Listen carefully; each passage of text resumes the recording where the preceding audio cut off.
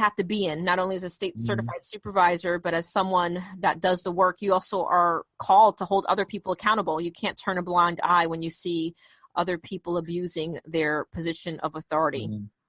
Yeah, absolutely. I'm going to ask you a question. I'm going to see what you have for an answer for this one.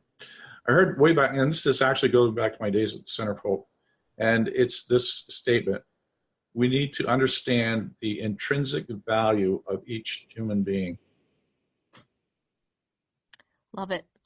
You know, we have intrinsic value and we have extrinsic value. So the things that I find most important to me, you're not going to know that until you understand who I am. You know, you can understand the extrinsic values, right? You can see the things that I find important by looking at my environment, but to understand the things that are inside of me, those are the things that are going to drive me. And they're going to be the things that I find I'm going to put the most buck on, so to speak. I'm going to have the most value on that. So in order for you to really connect with me, and you know what I find most valuable from my intrinsic value system, you're more likely to have more influence in my life, because going back to that Stephen Covey's principle, to seek first to understand and then be understood, I think is extremely important, especially when you're in the helping and healing profession, because you're understanding that person's DNA, so to speak, and their makeup of what they find most important from their internal system and what drives their values and their principles, which will then you can help you understand their decision making and why they have. Sometimes people have compartmentalized lives, and you can look at on the news. People understand, well, why is this person preaching about this, but they have this dark side to them, you know, and a lot of that is not as black and white as we would like to think. Oh, absolutely. I was a guest on a radio show last week, and the question was asked, and I'll ask you the same from your standpoint. I was asked, Stephen, what sets you apart? He says your show is called High Performance. What makes your coaching high performance? And I said, well, one of the things for me, and I mean this is from my background, my belief system, is unconditional love for every human being.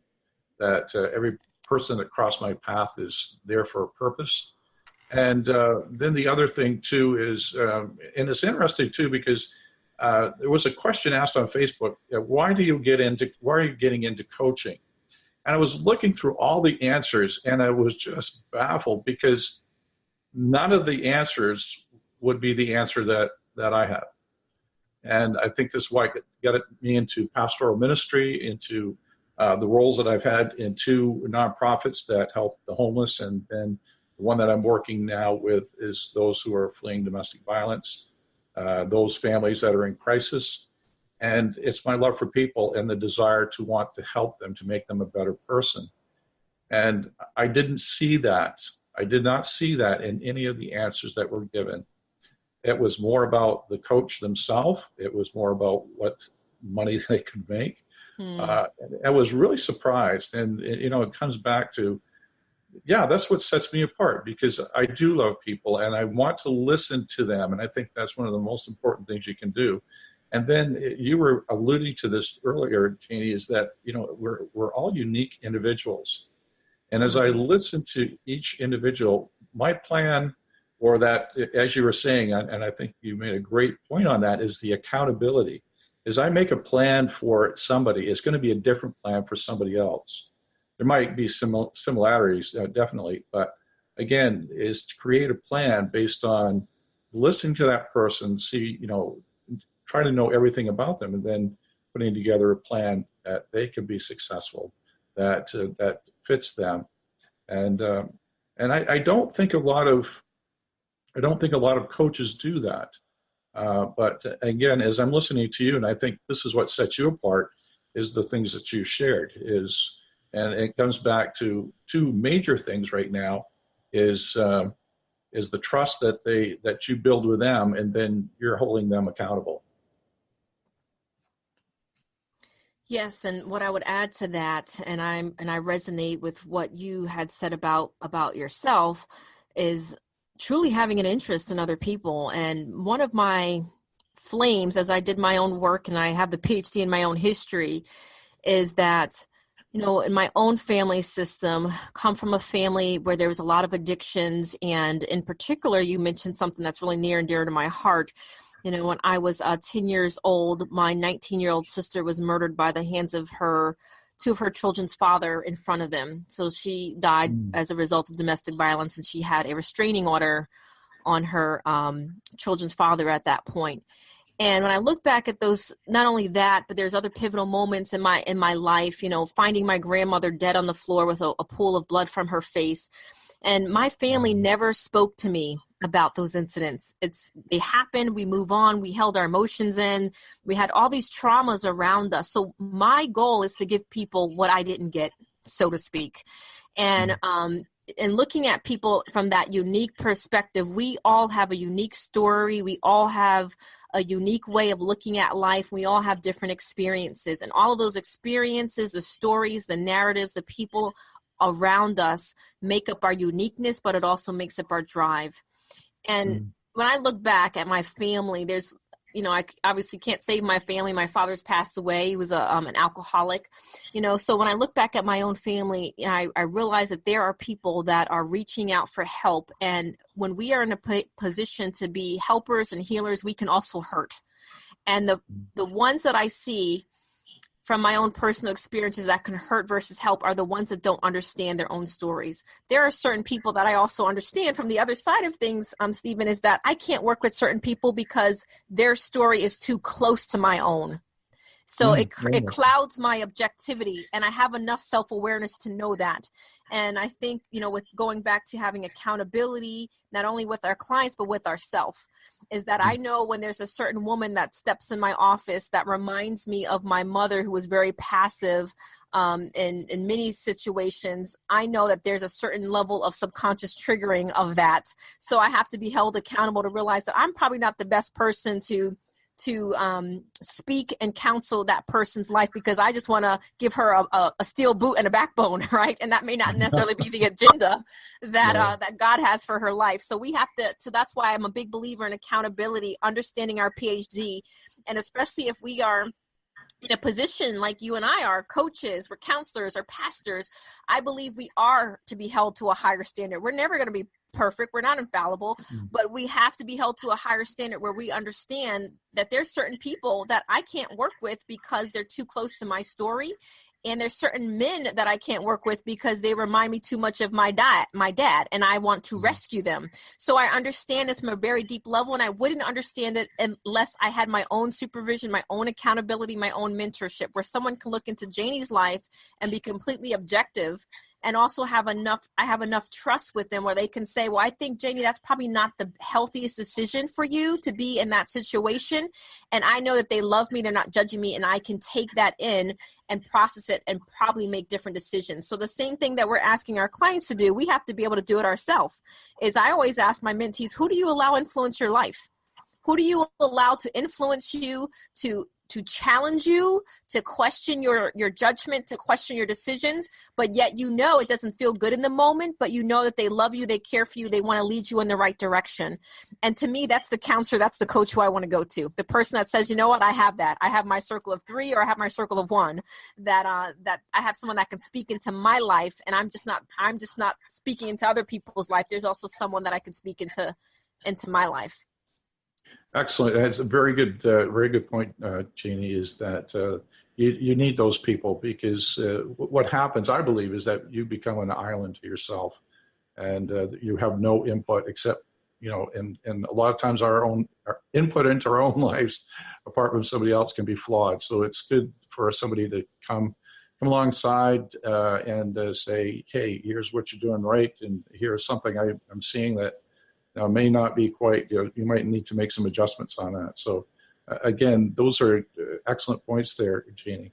One of the things I want to know about you is, once you got through the schooling, what would you say was kind of in the sense of being on the public stage? What was the, so to speak, the big break that you had?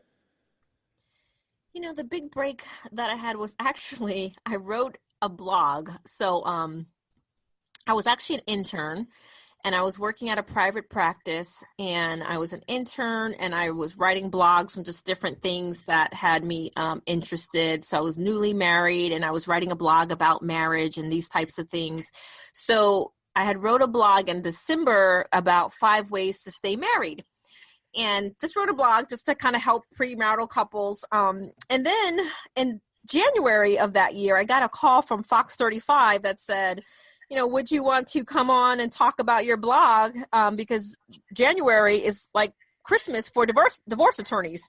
So we want to take the spin and use your blog and talk about how to stay married. But all of my insecurity settings, I'm like, I'm an intern, I'm in my mid-20s, what do I know, and I had all these insecurities. So the reason why I bring up this example, because I was a young green therapist, I was young green in marriage, but I took a chance. I said, they wanted me to come on the next day, and I've never been on TV. I've never was interviewed like that, but I took a risk. And I just said to myself that God probably would not put this opportunity in front of me if he didn't think it was meant for me. And I went to the studio the next morning, Stephen, and I'm like shaking and nervous. My legs were going to buckle. There's television, TVs all over the place. Reporters, it was just a very chaotic environment for my style. And I remember having to go on the couch with Heidi Hatch at the time. She's now out in Colorado. She was a local station here at that time. And there's all this moving cameras. So I had to go sit on the couch, and I saw all this movement behind the camera, and I felt like no words were going to come out. And I said to myself, Janie, you meet with your girlfriends at Starbucks all the time and have conversations. Now's the time to have a conversation with a new girlfriend. and I have to find that interview. I think I want to post it on Facebook one of these days. But I look back at that interview, and I see this young woman, who was not polished at all, but she went there and she spoke her truth. And after that pivotal moment, after that, I felt I got more calls to do more speaking, to do more media stuff. And here I was, this young 26-year-old at the time. And what I got from that is where I'm going with this, is that God told me I was worthy.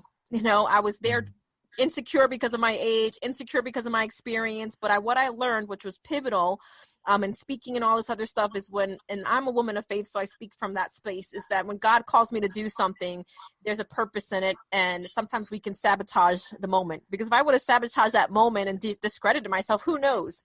But because of that moment, things started opening up, because I took risk and I spoke with what I knew. I've only spoke what I knew. And that's what I said. Speak what you know. And they invited you for a reason, and you go. And I look back at that video and I want to cringe sometimes, but I said, that's my starting moment. That was a pivotal moment in my life. And I took a risk. I answered the calling, and look at things now. I've been several years ago, I was the relationship expert for Daily Buzz. Bill Cunningham flew me up and back and forth from New York to do his show, to do interventions on his show.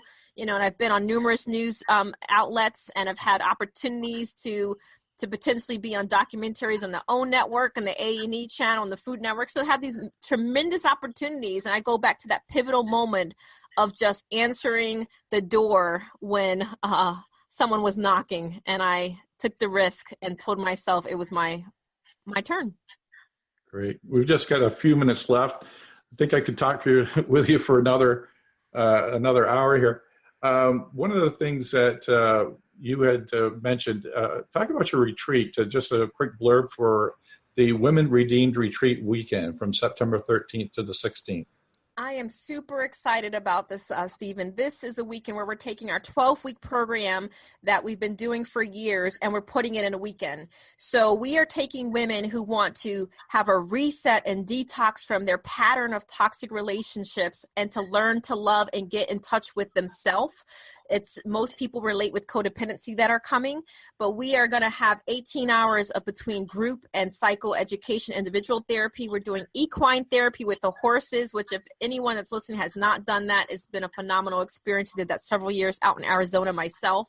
And we're having a trauma-informed yoga therapist. We're having a chef that's going to be in the house. So we're going to not only take care of these women from a holistic approach, mind, body, soul, and spirit, but when they leave from this weekend, they're going to be renewed, they're going to be reset, and we're going to give them a specific plan on how to keep moving forward so that their patterns can be broken, and that they're not going to keep doing the same thing over and over again, because we call that insanity. So we're going to have a team of experts that I'm bringing in from all different areas, from the spiritual. We're going to have a coach at the end that's going to help them develop that plan. We're going to have psychotherapists there. We're having equine therapists. We're having yoga therapists. We're doing